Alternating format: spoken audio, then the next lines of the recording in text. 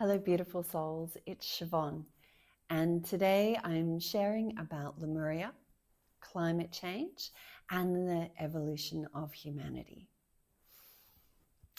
I really love this topic because I've been connecting to Lemuria for over 10 years now, and I've been getting some really strong messages to start sharing about Lemuria, what it was like there, and why climate change is happening now and its links.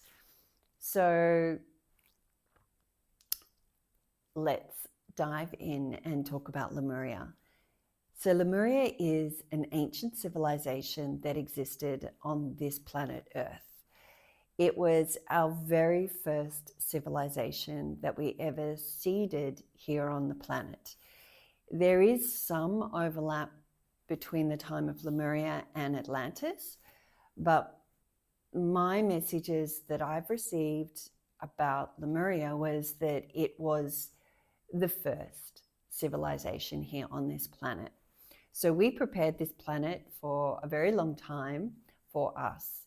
And when it was deemed that this beautiful planet Earth was ready for us, we came and we seeded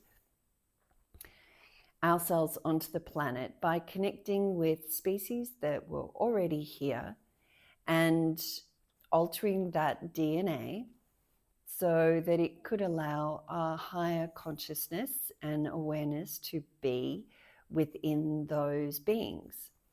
And so life, kind of like as we know it, began on this planet.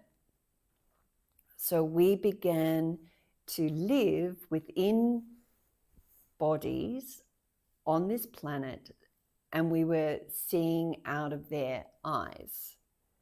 Now, the bodies that we were in were similar to the ones that we have now, but they were different because it was our very first civilization, and we were coming from the Pleiades where we didn't have bodies.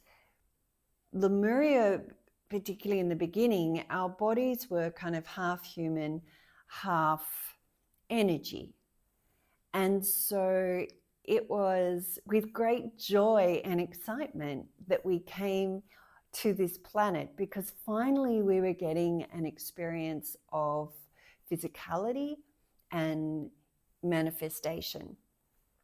And of course, time was also here. We placed it on this planet, and cause and effect, because that doesn't quite happen the same way in other parts of the multiverses. So here we are, finally kind of having a body again. It had been a very long time since we'd had lifetimes and experiences as with a physical body, so to speak. And when I have experienced my past life as a Lemurian, it was just such incredible joy of having a body, of being able to do and to be in the body, but to do. And my greatest memory that I love to share with others was I remember standing with a pot and I am stirring it. And I'm so excited because I'm holding something, but I'm also stirring and I'm creating something within the pot. And it was like a dough or something. And I was like kind of calling out, look, look what I'm doing. I'm experiencing this. And it was such joy to have that physical experience again. And so it was a lifetime of great delight. And we shared everything. So if I was making something, I was making it for everyone. And so food was not an issue. Cooking, so to speak, was not really an issue because everybody followed their hearts, and there would always be somebody or some people that would choose to do the loving action of cooking and creating, and it would just happen for everybody. And other people would kind of wake up, so to speak, in the morning and feel the great joy of wanting to do farming, and or to be in nature, or to be with the animals, and it wasn't like there was set things that people needed to do. It was literally that everyone was following their heart and they were following their joy, and there was just so many wonderful things to do that, you know, some people were creating artworks and just drawing, or some people were just experiencing, but we all felt it. We were all still very intuitively connected. Whilst there was language, there was also a lot of I can't think of the word. There was also intuitive messages that we all picked up, and we were all intuitively connected. So if somebody else was experiencing joy, then we all experienced joy. If somebody stubbed their toe or injured themselves somehow, we all experienced that as well. So it was quite an integrated society. And we really didn't have worries. It was, everything just always worked out. So it was very fifth dimensional awareness. It was very loving and positive and joyful. And the word delight always comes to me when I think about Lemuria. It was a time of discovery, of, I'm getting visions now of like sitting and watching like a fern grow and unfold, and everybody just sitting and watching and just being in complete amazement and honoring of this fern and of nature and the process of life and expansion. And then at night, then the stars, you know, without the sun, then we would be able to see out into the universe and into the multiverse, and we were able to connect more consciously through sight or to the stars, but we were always connected anyway. But, you know, it became this great joy of having night and day, and they were never seen as opposites. They were just part of the same thing. So there wasn't really duality. It was, everything was an extension of everything else. So, you know, up and down were part of the same thing. So it was a time of great joy. It was a time of great discovery and delight.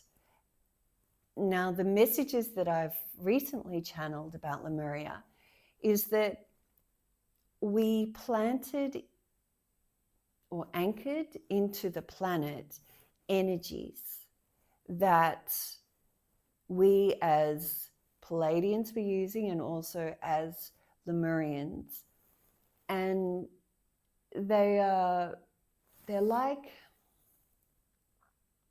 a time capsule in a way, that have been planted in and around the planet for us now in 2025 and beyond to activate and to connect to. So some of them will spontaneously activate given the progression of time.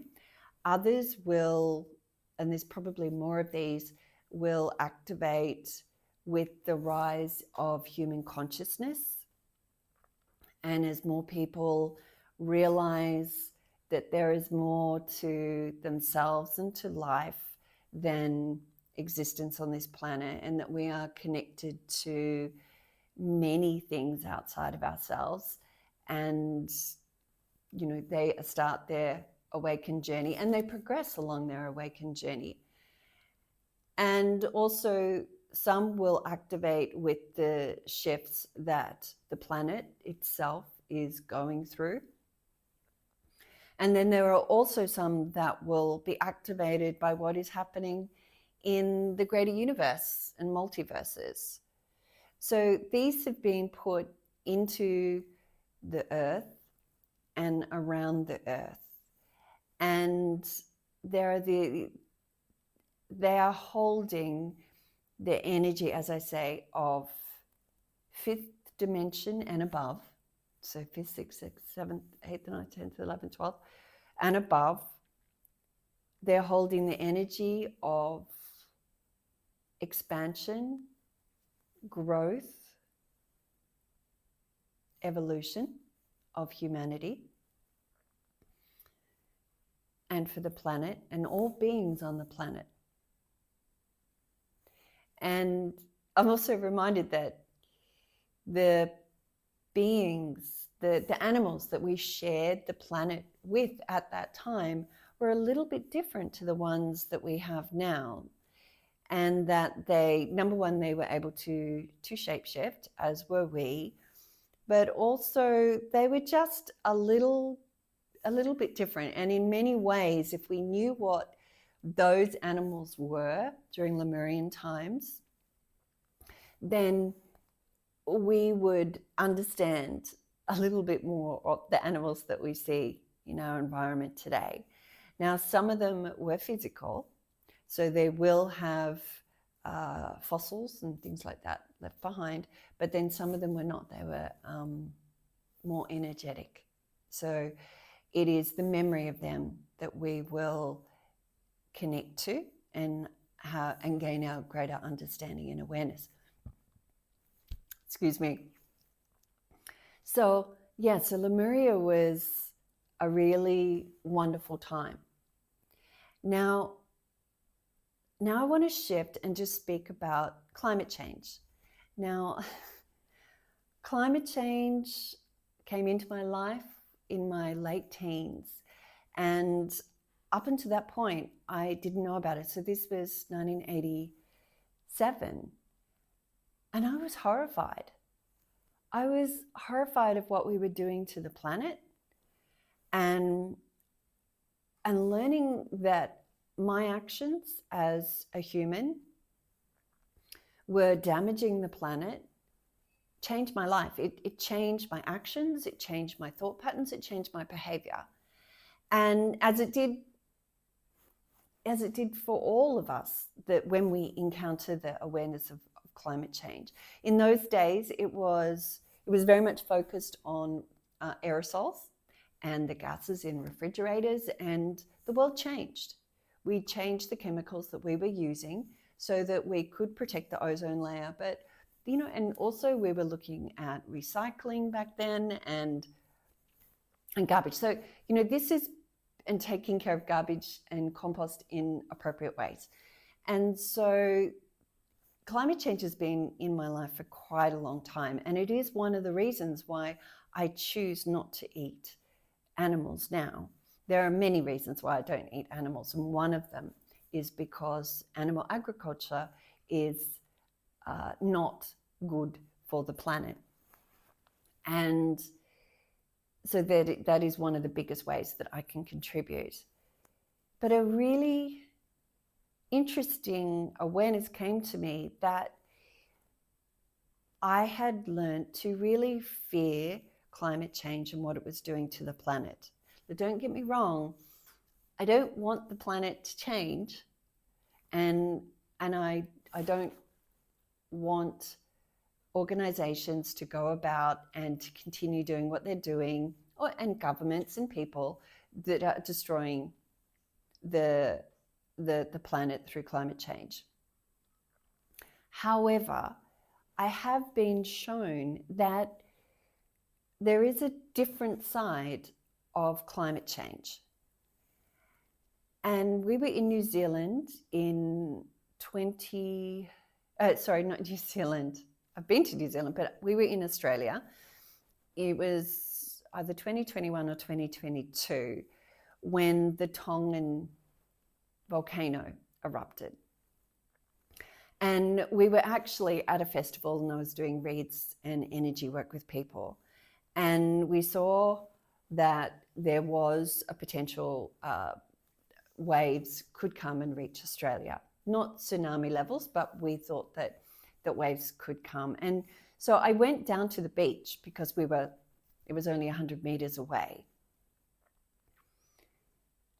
And when I stood there and I reached out across the ocean and the Pacific Ocean towards Tonga, and I could feel a great shift of energy that was occurring. And the volcano had already exploded or erupted, but the love that I encountered, the unconditional love, the vibrancy of energy, the embracing and enhancement of light that was in the sky and in the ocean, in the Pacific Ocean, was something I really didn't expect. Because in my human mind, I was thinking destruction. I had seen that many people had their lives destroyed in Tonga. I think people did lose their lives, and many homes were destroyed. So I had that mindset, and it was impacting other Pacific Island nations as well. So I was coming with this mindset down to the beach, and yet I encountered something really beautiful. I did not expect that. I felt the love of Mother Earth. I felt the love of the universe. And it really confirmed to me that whilst climate change is impacting our planet in ways that we don't want it to, it's also impacting us in really positive ways. That some of these time capsules of Palladian and Lemurian energy are being activated.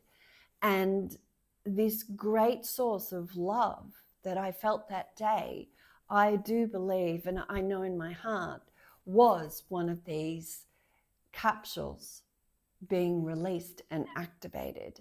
And, excuse me, it's a really incredible and different way to look at climate change. Then I started looking at things like glaciers. And I was running a lot of classes at the time, and I was using images, and I was very much drawn to images of glaciers. And whilst the human in me was seeing images of glaciers from maybe 100 years ago, where they were in their, they were huge and they were glorious and they were majestic, to today's images where they're very contracted and shrunk and a very tiny portion of what they once were. When I connected into the energy, again, I felt great love coming and flowing out of the glaciers. And the messages I received at that time was that the glaciers and these ancient structures of ice hold all of that beautiful, loving creation energy. And as they melt and release, they are releasing that into our atmosphere, into the waters, and into us. And this ancient growth and expansion is being released. This energy is being released for us during this time. And so what I'm now seeing is that because of climate change is one of those things that is triggering these releases of energy. And I don't believe there's any coincidence at all that humanity is awakening at this time.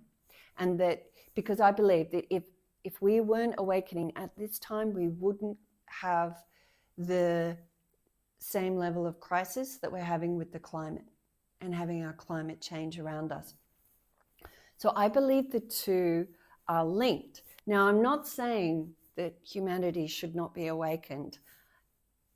Actually, I'm saying the opposite, that as we awaken and as we gain a greater sense of self, of oneness with all that is, and that's just not ourselves, but humanity, all beings, all structures in the universe, that there are certain things that are being released within the planet. And as many of us know, Gaia is also ascending.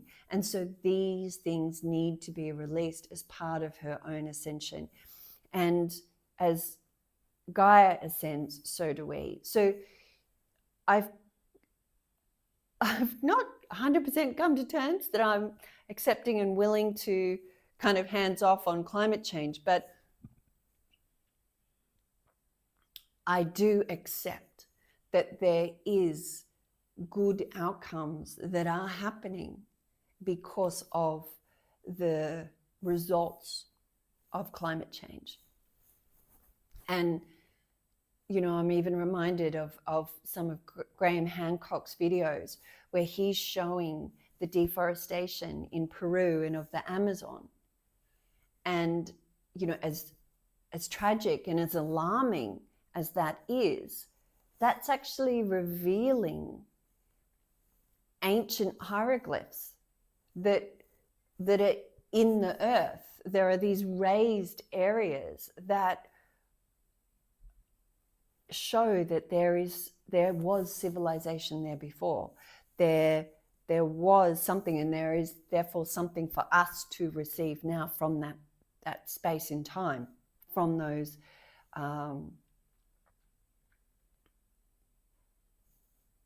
markings on the planet. Now, I'm not saying we need to cut down all forests to see what's underneath. That's not what I'm saying. Goodness knows we need that. And I live in the lungs of Asia. I live on Borneo. So the rainforest and the forest here is very, very dear to my heart. And I know that whenever I go into the jungle, I am healed. There is a healing essence now that is available to us so much more in nature than what we ever had before. There is something different when I go and stand on the grass in my garden, which grounds me every day, and I feel embraced. But when I go for a walk through the jungle, where I am surrounded by kilometers of forest, when I re-emerge back into society, I am different. I'm cleansed, I'm happier, I am lighter, I'm healed. And that, you know, I've been on walks all my life, and I love the bush. I'm Australian. You know, bushwalks and being in nature is part of who we are. And now it's amplified. So I encourage you to go out and be in nature and follow the trails and let yourself be surrounded by maybe several kilometers or more of forest, and just be present and allow yourself to be healed and cleansed and connect to Mother Earth. So I see this link between climate change and Lemuria, and these gifts of Lemuria that are being released now. Now, with the awakening of humanity, I truly believe that the answers to climate change and to the challenges or the growth opportunities that will be coming in the future, our civilization will be awake, will be more connected to the planet, to the universe, and to themselves, and they will receive the answers of how to resolve and work with nature and the universe and the angels and all of the energies that are supporting us to live sustainably and in harmony with the planet. Because I believe we're going full circle back to those times of Lemuria. That it will take a couple of centuries, but I believe that that's where we're going. Hopefully not that long.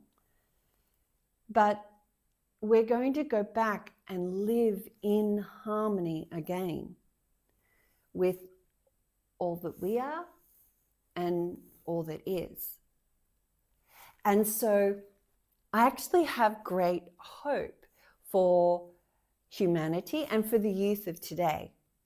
So I've been on my journey since my early 20s. Okay, so it's been over 30 years. And my very first awakening, I received the message of love, that we are all love, we are beings of love. I also received the message we never left Eden. The Garden of Eden is where we live. And every time you go to nature, isn't that reaffirmed to you? It is so beautiful. How could any concept of Eden be any better than what it is, of what we find in nature? There are so many different sides to Mother Earth and so many beautiful, majestic places that, they're so different. Like I've been in the Sahara Desert, right?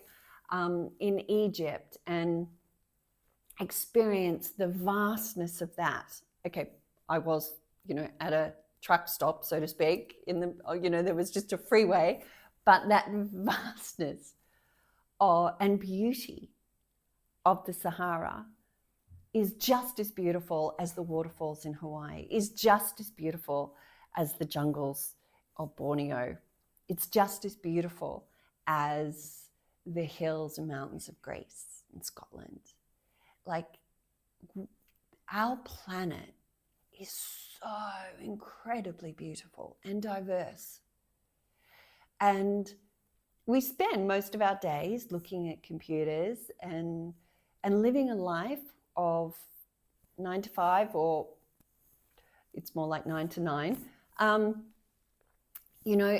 of not being connected to the planet. So I do see that we're going to go back to that our connection with our body will come into alignment with our connection with our mind, our body, and our soul. Those things all need to be cared for equally. And I do see that the youth of today are different in the most wonderful ways. And I believe that it is because many of us all over the planet have been waking up decades earlier, and we've been on our journeys and doing the inner work and clearing ourselves so that the new generations coming after us don't have to face the same things that we faced. Yes, there are things that they need to face, but it is not at the same dense level that we had to face things. And I'm not saying that we had it worse than them. I'm not saying that at all. But I'm saying that because of the energy work that has gone before, different energy work can happen now. And that different energy work is what is needed for this time. So, I see now the questions of who am I and what am I is becoming questions that are being encountered by people much younger than us in older generations. It's happening. I mean, I know that it happened for me. I was always reading horoscopes, trying to understand who I was. It was like I was looking for a manual when I was growing up. Okay, so I'm this star sign. So what does that mean? And who am I? And just trying to understand myself. But more and more people are experiencing that. And I believe the questions of identity and gender and sexual preferences, they're all looking for who am I, trying to understand who they are, and trying to understand masculinity and femininity, and they're looking at it at a deeper level that once was available on this planet. And I congratulate all of those brave souls today that are willing to ask those questions of themselves and of their community and of others, because that is what is needed. And ultimately, going within is the answer.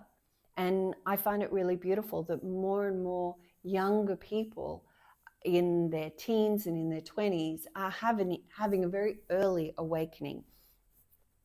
And for them, it's not early, it's appropriate, and as it is. And as more and more become awake and they embrace their uniqueness, because those uniquenesses within them are what is required for what is coming. And they will be able to access the answers for questions that we currently don't have the answers for, and they will be able to gain the answers for questions that we have no idea what they are yet. And it is only with the openness and the willingness to sit in uncomfortableness of not understanding the answer but trusting that it's going to come. That is their gift.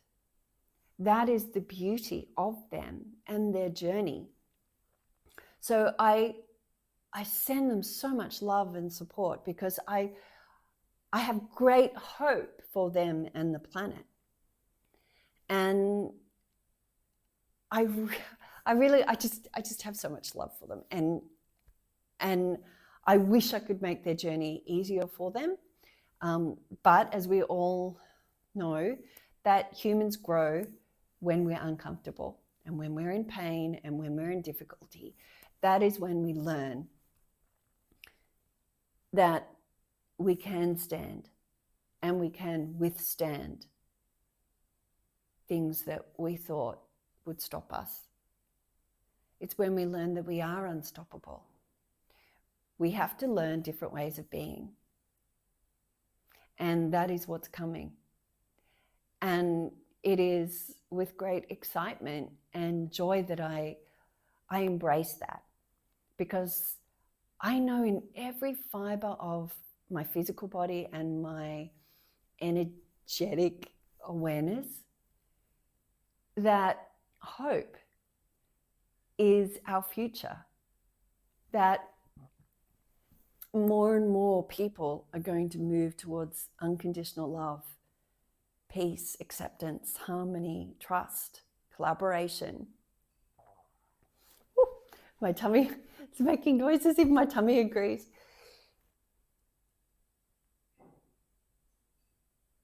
I know that it can be scary, a future that we don't understand, especially one that we have AI and super consciousness in our near future. But I believe in humanity and humanity's quest in understanding who we are. I believe in our journey of growth and expansion. And I believe that we will come together in time. And I believe that we will return back to the universal values that we all hold so dear. And that will become our reality once again, especially as we hold this beautiful Lemurian energy. So that is what I really wanted to share with you. And I'm recording this on the International Day of Peace on September 21st, 2025. And I know that whenever you find this video, it is meant for you in the perfect moment. Know that I come with great love.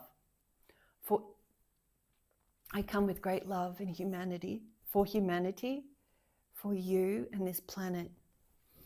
That I feel incredibly blessed to channel the messages that I channel, and know that you are loved, not just by me, but all of humanity and all of the Lemurians, all of the Pleiadians, all of the beings of the universe. And there is great hope for our future and for all it is.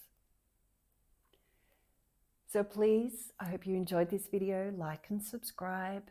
Help me grow so that these beautiful messages reach the hearts, the minds, and the ears of those who need them. Until next time, I'm Siobhan, and I'm yours in love.